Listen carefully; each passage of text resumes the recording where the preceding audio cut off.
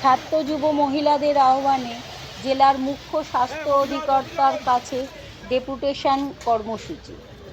পশ্চিম মেদিনীপুরে জাল স্যালাইন কাণ্ডের ঘটনা ও আরজিকর হাসপাতালের ঘটনার পরিপ্রেক্ষিতে হাওড়া জেলা সরকারি হাসপাতালগুলিতে যথাযথ নিরাপত্তা ও সঠিক ঔষধের বন্দোবস্তের দাবিতে ছাত্র যুব মহিলাদের আহ্বানে জেলার মুখ্য স্বাস্থ্য অধিকর্তার অফিসে অভিযান করে।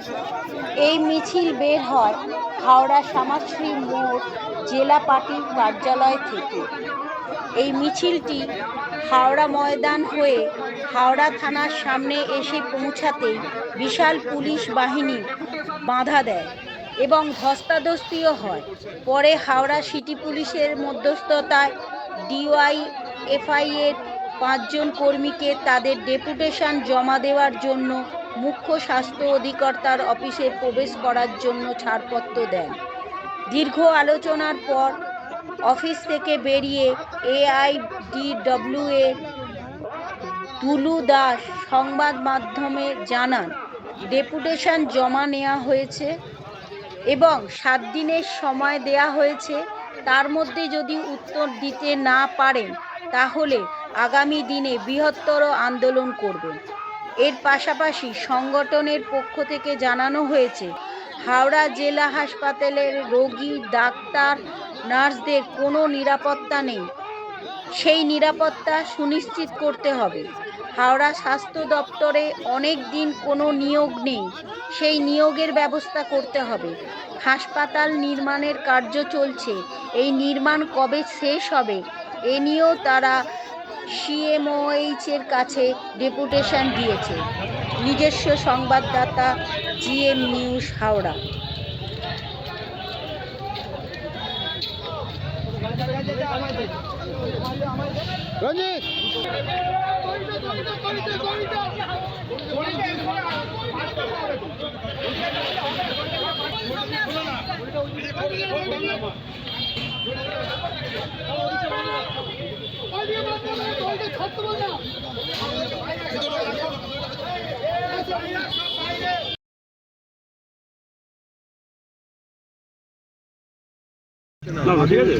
রাজ্যের প্রোগ্রাম, তার সাথে হচ্ছে যে এই মেদিনীপুরে জাল সেলাই আমাদের হাওড়া জেলার বিভিন্ন যে হসপিটালগুলো আছে, হাওড়া হসপিটাল সহ, সেখানে এই ব্যাচ নাম্বারে সেলাই নেই। তো এইটা আমাদের উনি দায়িত্ব নিয়ে বলেছেন যে আমাদের হাওড়া জেলার কোনো জায়গায় যা যা সেলাই করছে যে সেটা এখনো পর্যন্ত ইউজ হয়নি, সেটাকে সিল করে রাখা হয়। 2 নম্বর হচ্ছে আমরা দাবি জানাচ্ছি হাওড়া হসপিটালে যে কনস্ট্রাকশনের কাজ হচ্ছে দীর্ঘদিন ধরে, এই কনস্ট্রাকশনের কাজ কবে শেষ হবে? উনি বলেছেন অতি সত্ত্বর হচ্ছে শেষ হবে। আর না, মেনলি হচ্ছে হাওড়া হসপিটালে রুগী এবং ডাক্তারদের নিরাপত্তা। রুগী ডাক্তারদের নিরাপত্তার ব্যবস্থা উনি বলতে পারছেন না, কারণ রাজ্য সরকার কোনো কিছু ব্যবস্থা করছে না।